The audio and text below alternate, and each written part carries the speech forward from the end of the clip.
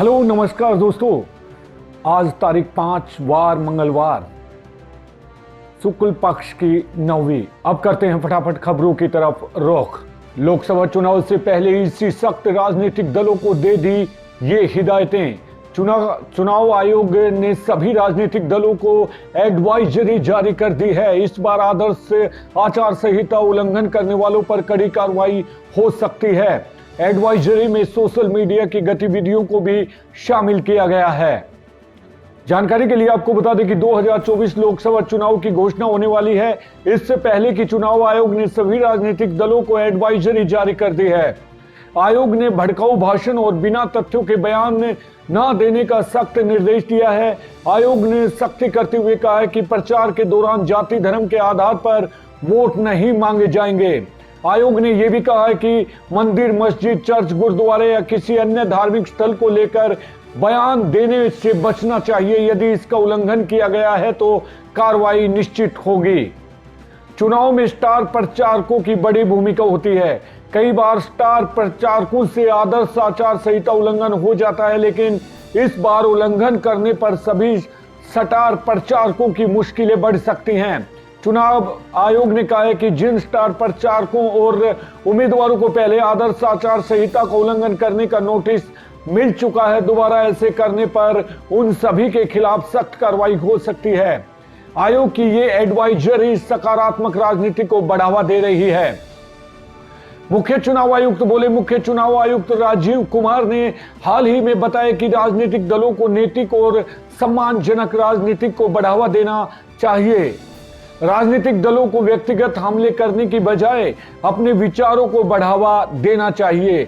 आयोग की ये एडवाइजरी सकारात्मक राजनीति की ओर प्रेरित करती है। आयोग ने आदर्श आचार संहिता के उल्लंघन को अभियान के जरिए रोकने के लिए जमीन तैयार कर रही है। आपको ये भी बता दें कि सोशल मीडिया पर रहेगी नजर। आयोग ने पार्टियों को सार्वजनिक शिष्टाचार बनाए रखने का भी निर्देश जारी किया है। उन लोगों पर अतिरिक्त जिम्मेदारी डालने की हिदायत दी है जिन्हें पूर्व में नोटिस मिल चुके हैं। इस एडवाइजरी में सोशल मीडिया की गतिविधियों को भी शामिल किया गया है। विपक्षियों को बदनाम करने या अपमान करने वाले पोस्ट को साझा न करने के लिए भी हिदायतें दी गई है और कहा गया है अनंत की शादी में जामनगर के आसमान में लगा दिया ट्रैफिक जाम। 3 दिन में 350 एयरक्राफ्ट में भरी उड़ानें। देश में इस समय मशहूर बिजनेसमैन मुकेश अंबानी के बेटे अनंत अंबानी और राधिका मर्चेंट की शादी को लेकर खूब चर्चा हो रही है। गुजरात के जामनगर में हो रहे प्री वेडिंग फंक्शन में देश दुनिया का ध्यान अपनी तरफ खींचा है। खास बात यह है कि पिछले 3 दिन में जामनगर में 350 विमानों ने उड़ान भरी है। हाइलाइट्स, प्री वेडिंग में देश विदेश से आमंत्रित किए गए मेहमानों के लिए करीब 20 हवाई जहाज लगाए। इस दौरान 350 उड़ानों में से 17 अंतर्राष्ट्रीय। शादी हो तो ऐसी जिसके हर इवेंट दिलो दिमाग पर छाने वाले हों। और जब बात आई देश के उद्योगपति मुकेश अंबानी की तो उनके हर अंदाज ही निराले हैं। मुकेश और नीता अंबानी के छोटे बेटे अनंत अंबानी और राधिका मर्चेंट के बिलियनियर प्री वेडिंग में देश विदेश से आमंत्रित किए गए मेहमानों को लाखों करोड़ों रुपए के रिटर्न गिफ्ट भी दिए गए हैं। वहीं मेहमानों को लाने ले जाने के लिए हवाई जहाज लगाए गए हैं जो देश विदेश के विभिन्न शहरों से केवल यहां सेरेमनी में शरीक होने आए हैं। वीआईपी मेहमानों को जामनगर तक ले जाने के लिए शटल सर्विस के रूप में लगाए गए हैं। ये शादी मुंबई के जुलाई में होगी। मेहमानों के लिए लगाए 20 प्लेन। यह जानकारी देते हुए सूत्रों ने बताया कि मुकेश अंबानी ने अपने छोटे बेटे अनंत अंबानी और राधिका मर्चेंट की प्री वेडिंग में आने वाले मेहमानों के लिए करीब 20 हवाई जहाज लगाए हैं। इनमें मुकेश अंबानी की कंपनी करीब 8 से 10 एयरक्राफ्ट के अलावा विदेश की एक कंपनी से भी स्पेशल प्लेन हायर किए गए हैं जिनका काम केवल देश और दुनिया में मेहमानों को जामनगर लाने का और फिर जामनगर से उनके देश को छोड़ने का था। लंदन, अमेरिका और सिंगापुर समेत पूरी दुनिया से मेहमानों को लाने ले जाने के लिए मुकेश अंबानी ने लगाए थे 20 विमान। एयरक्राफ्ट की फ्री वीकेंड शटल सर्विस। इस तरह से भारत में मुंबई और हैदराबाद से जामनगर के लिए एयरक्राफ्ट की फ्रीक्वेंट शटल सर्विस मुहैया कराई गई। बेंगलुरु, चेन्नई, दिल्ली और अन्य शहरों में भी एयर शटल सर्विस दी गई। विदेशों में दुबई से जामनगर के लिए हर दिन शटल सर्विस के रूप में एयरक्राफ्ट लगाए गए। दुबई के अलावा लंदन, अमेरिका, सिंगापुर और अन्य देशों से भी एयर शटल चलाई गई। 3 मार्च को सुपरस्टार अमिताभ बच्चन और रजनीकांत जामनगर पहुंचे।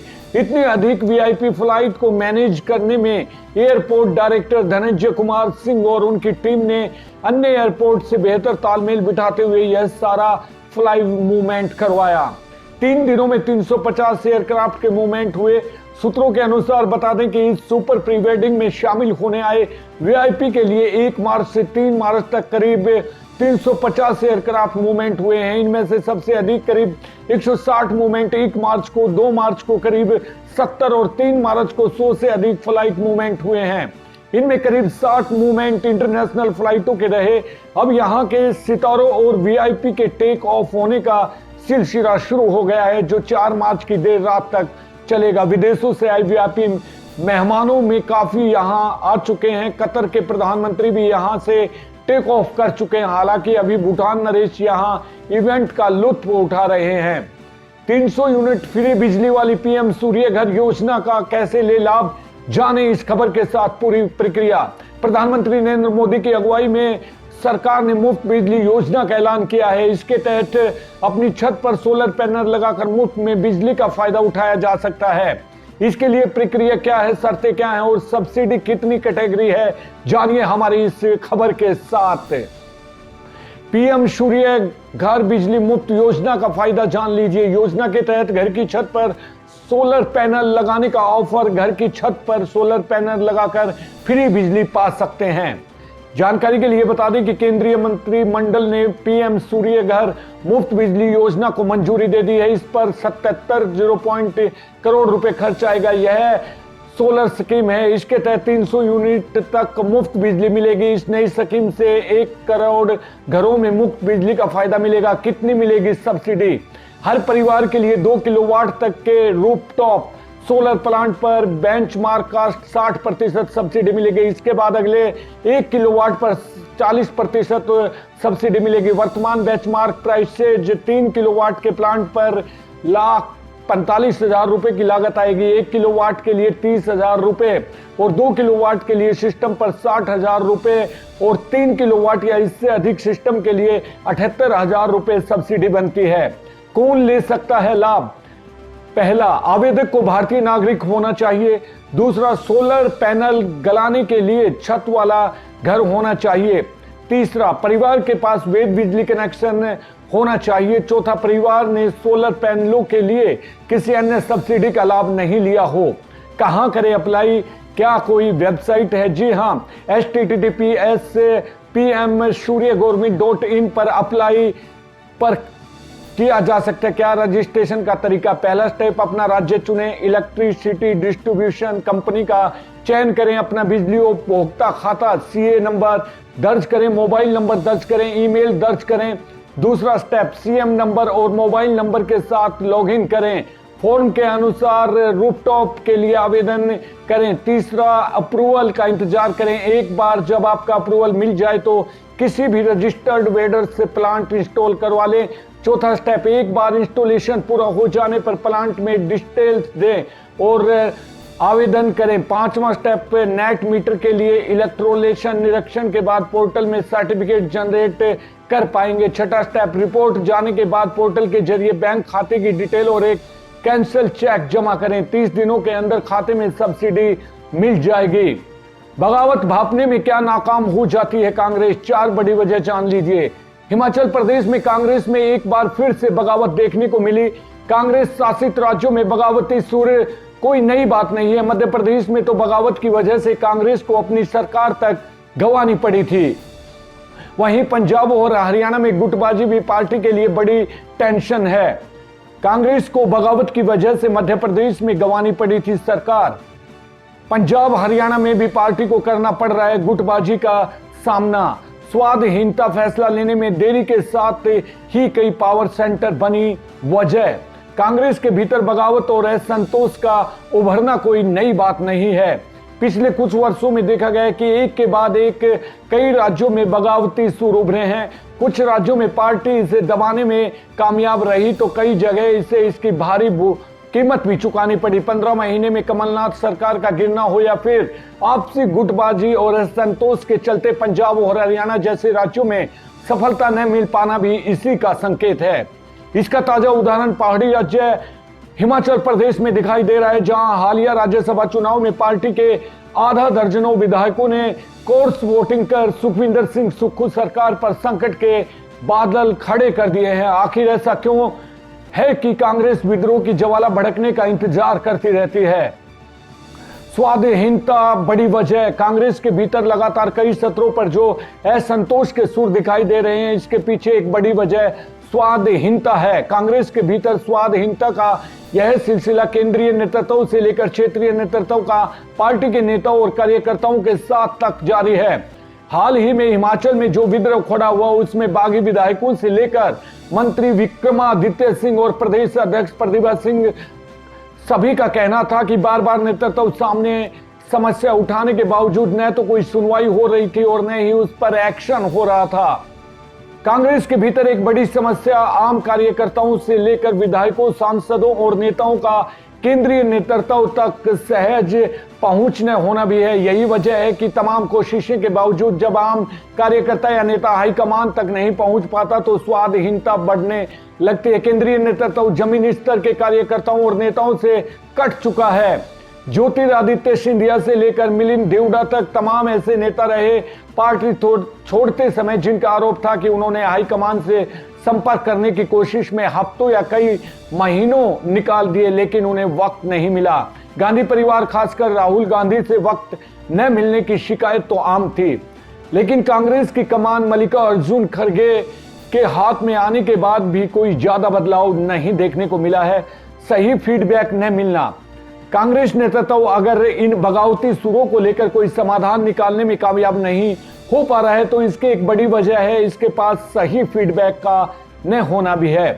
पार्टी का शीर्ष नेतृत्व पिछले 2 दशक से कुछ खास तरह के लोगों से घिरा हुआ रहता है, जो जमीनी हकीकत को ठीक तरह से उन तक नहीं पहुंचने देता। शीर्ष नेतृत्व के आसपास तैयार यह मंडली अपने निजी हितों और स्वार्थ के आधार पर सूचनाओं और जानकारी आगे बढ़ाती है। कई बार जानकारी इस स्तर पर रोक दी जाती है, नतीजा शीर्ष नेतृत्व तक सही फीडबैक नहीं पहुंच पाता है। राहुल गांधी की टीम और उनके ऑफिस पर यह आरोप लगातार लगते रहे हैं। टॉप लीडरशिप भी पूरी तरह से अपनी टीम आसपास के लोगों से मिले फीडबैक पर ही निर्भर करती है। राज्यों के प्रभारी और प्रदेश अध्यक्ष अपने हिसाब से शीर्ष नेतृत्व को फीडबैक देते हैं। फैसलों में देरी। पार्टी के भीतर इस हालात के पीछे एक बड़ी वजह नेतृत्व के स्तर पर फैसलों में ढिलाई और कार्यवाही देरी भी मानी जा सकती है। सभी को साथ लेकर चलने की कोशिश की जाती है। पार्टी में लोकतांत्रिक माहौल बनाने की जरूरत से ज्यादा जोर देने की परंपरा है। यह पार्टी के लिए खूबी बनने से ज्यादा बोझ बनती रही। पिछले 1 दशक में हिंदी पट्टी के तमाम ऐसे राज्यों में कांग्रेस अपनी सरकार बनाने या बनाए रखने से चूक गई, जहां आपसी गुटबाजी और खिंचातान पार्टी के हित के ऊपर भारी पड़ती दिखाई दी। मध्य प्रदेश में कमलनाथ दिग्विजय सिंह बनाम ज्योतिरादित्य सिंधिया, राजस्थान में अशोक गहलोत बनाम सचिन पायलट, छत्तीसगढ़ में भूपेश बघेल बनाम TS सिंहदेव, पंजाब में कैप्टन अमरिंदर सिंह बनाम नवजोत सिंह सिद्धू, फिर चरणजीत सिंह चन्नी बनाम सिद्धू, हरियाणा में पहले भूपेंद्र सिंह हुड्डा बनाम अशोक तंवर और उसके बाद हुड्डा बनाम शैलजा और रणदीप सिंह सुरजेवाला की खींचातान पार्टी की जीत की संभावनाओं पर पानी फेरते हैं। पार्टी के भीतर समय रहते कार्यवाही करने की बजाय चीजों को यथावत रखने की कोशिश या फैसलों को लटकाए रहने की आदत के चलते यह समस्या लगातार बढ़ती जा रही है। कई बार फैसला लेने में इतनी देरी हो जाती है कि उन फैसलों के कार्यवाहियों का कोई औचित्य नहीं बचता। एक से ज्यादा पावर सेंटर। पार्टी में इस स्थिति के पीछे एक बड़ी वजह है एक से ज्यादा पावर सेंटर्स माने जा रहे हैं। गांधी परिवार के 3 सदस्यों सोनिया गांधी, राहुल गांधी और प्रियंका गांधी के साथ साथ मल्लिकार्जुन खड़गे के रूप में एक और पावर सेंटर तैयार होना भी कई बार फैसलों में देरी की वजह बनता है। असंतुष्ट चेहरों या बारीकियों को किसी एक पावर सेंटर से मिला प्रेशर भी उनके खिलाफ कार्यवाही को रोकते हैं। नवजोत सिंह सिद्धू सचिन पायलट जैसे नेताओं के पीछे प्रियंका गांधी का हाथ माना गया है। इसकी वजह से उनके तमाम बागी तेवरों के बावजूद पार्टी उनके खिलाफ सख्त एक्शन लेने के लिए टालती रही। घूस लिए है तो केस चलेगा ही, सुप्रीम कोर्ट ने सांसदों को छूट देने से किया इनकार। जानकारी के लिए आपको बता दें कि सुप्रीम कोर्ट ने कैश फॉर वोट मामले में संविधान पीठ का फैसला पलट दिया है। शीर्ष अदालत ने साफ कहा है कि वह इस मामले में सांसदों को राहत देने पर सहमत नहीं है। सीजेआई ने कहा है कि घूसखोरी की छूट नहीं होनी चाहिए, वोट के बदले नोट कैश में शीर्ष अदालत की टिप्पणी बहुत ही महत्वपूर्ण है। सुप्रीम कोर्ट ने वोट के बदले नोट मामले में महत्वपूर्ण फैसला सुनाया। शीर्ष अदालत ने इन संबंध में 5 जजों की संविधान पीठ के 1998 वाले फैसले को पलट दिया है। शीर्ष अदालत ने कहा है कि वह इस संबंध में सांसदों को राहत देने पर सहमत नहीं है। शीर्ष अदालत ने कानून के संरक्षण से सांसदों को छूट देने से इनकार किया है। सुप्रीम कोर्ट ने कहा है कि किसी को घूस की छूट नहीं दी जा सकती। सुप्रीम कोर्ट के चीफ जस्टिस डीवाई चंद्रचूड़ की अगुवाई वाली 7 जजों की संवैधानिक बेंच इस मामले में सुनवाई की। पीठ ने कहा है कि वोट के लिए नोट लेने वालों पर केस चलना चाहिए। सुप्रीम कोर्ट के 7 जजों की बेंच ने सोमवार को 1998 के फैसले को खारिज कर दिया। चीफ जस्टिस डीवाई चंद्रचूड़ की अगुवाई वाली बेंच ने इस मामले में सुनवाई के बाद 5 अक्टूबर 2023 को फैसला सुरक्षित रख लिया था। लोकतंत्र की कार्यप्रणाली को नष्ट कर देती है। Chief justice DY Chandrachud, justice M Sandesh, JB Pardiwala, justice Manoj Mishra, justice S Bopanna, justice PS Narasimha और जस्टिस पीवी संजय कुमार की पीठ ने सुनाया फैसला। पीठ ने कहा कि अनुच्छेद 105, 194 के तहत रिश्वतखोरी को छूट नहीं दी गई है, क्योंकि रिश्वतखोरी में लिप्त सदस्य एक आपराधिक कृत्य में लिप्त होता है। पीठ ने कहा है कि हम पीवी नरसिम्हा मामले में फैसले से असहमत हैं। वीपी नरसिम्हा राव मामले में फैसले में जो विधायक को वोट देने या भाषण देने के लिए कथित तौर पर रिश्वत लेने से छूट प्रदान करता है कि व्यापक प्रभाव है और इससे खारिज कर दिया है। पीठ ने कहा कि विधायकों द्वारा भ्रष्टाचार और रिश्वतखोरी भारतीय संसदीय लोकतंत्र की कार्यप्रणाली को नष्ट कर देती है। चीफ जस्टिस की अगुवाई वाली बेंच ने एक मत दिए 1998 के फैसले को पलट दिया और कहा कि सांसद और विधायक रिश्वतखोरी मामले में मुकदमे से छूट नहीं पा सकते। सांसद और विधायक विशेषाधिकार इम्यूनिटी का दावा नहीं कर सकते जब इन पर रिश्वतखोरी का आरोप हो। सुप्रीम कोर्ट ने कहा है कि हम 1998 के फैसले से असहमत और इसे खारिज करते हैं। 5 जजों की पीठ ने सुनाया था फैसला। जानकारी के लिए आपको बता दें कि सुप्रीम कोर्ट के 7 जजों की बेंच ने इस मामले में फैसला सुनाया है, जिसमें सांसदों और विधायकों को सदन में वोट व भाषण के बदले नोट के मामले में केस में छूट है। इससे पहले सुप्रीम कोर्ट ने कहा था कि वह इस मुद्दे को डील करेंगे कि क्या सांसदों को मिली छूट जारी रहेगी। जब मामला आपराधिक हो, सुप्रीम कोर्ट ने 1998 में दिए गए फैसले में कहा था कि एमपी और एमएलए का सदन में वोट और बयान के बदले कैश के मामले में मुकदमा चलाने से छूट है। पहले जानते हैं कि क्या थी पीवी नरसिम्हा राव केस में सुप्रीम कोर्ट का फैसला। सुप्रीम कोर्ट 1998 में दिए गए अपने फैसले में कहा था कि एमपी और एमएलए को सदन में वोट और बयान के बदले कैश के मामले में मुकदमा चलाने से छूट थी। शीर्ष अदालत ने यह भी कहा कि 1998 का फैसला सांसदों और विधायकों को वोट के बदले नोट और बयान के बदले वोट के मामले में इम्यूनिटी प्रदान करता था, लेकिन इसका पब्लिक लाइफ, संसदीय लोकतंत्र और लोकहित पर व्यापक प्रभाव पड़ रहा था। उक्त फैसले पर दोबारा विचार न किया जाना गंभीर खतरे की ओर ले जा रहा था। सुप्रीम कोर्ट ने दोबारा 1998 के फैसले पर विचार के लिए केस 7 जज के सामने भेजा। सुप्रीम कोर्ट के 7 जजों की बेंच ने 1998 के मामले में दिए गए फैसले पर दोबारा विचार किया और फिर फैसला सुना दिया। सुप्रीम कोर्ट के तत्कालीन चीफ जस्टिस रंजन गोगोई ने 2019 के इस मामले में 5 जज को रेफर किया था और कहा था कि यह मामला सार्वजनिक महत्व और व्यापक का प्रभाव है। इसके बाद मामले को 7 जजों की बेंच को रेफर किया गया था। सीता सोरेन की अर्जी पर सुनवाई के दौरान सुप्रीम कोर्ट ने दोबारा 1998 के फैसले पर विचार करने का भी फैसला किया था। सुप्रीम कोर्ट के 7 जजों की बेंच के सामने क्या था सवाल, वो भी हम आपको बताते हैं। सुप्रीम कोर्ट के 7 जजों की बेंच ने कहा था कि वह इस मुद्दे को डील करेंगे कि सांसदों व विधायकों को मिली छूट तब भी जारी रहेगी जब मामला आपराधिक हो। सांसदों और विधायकों को सदन में भाषण व वोट के बदले नोट के मामले में मुकदमा चलाने में मिली छूट के मामले को दोबारा सुप्रीम कोर्ट के 7 जजों की बेंच ने परीक्षण किया। तो दोस्तों, ये थी आज देश विदेश भारत की अहम खबरें। बने रहिए हमारे साथ फटाफट खबरों के साथ। अगर आपने हमारे चैनल को सब्सक्राइब नहीं किया तो हमारे चैनल को जरूर सब्सक्राइब करें।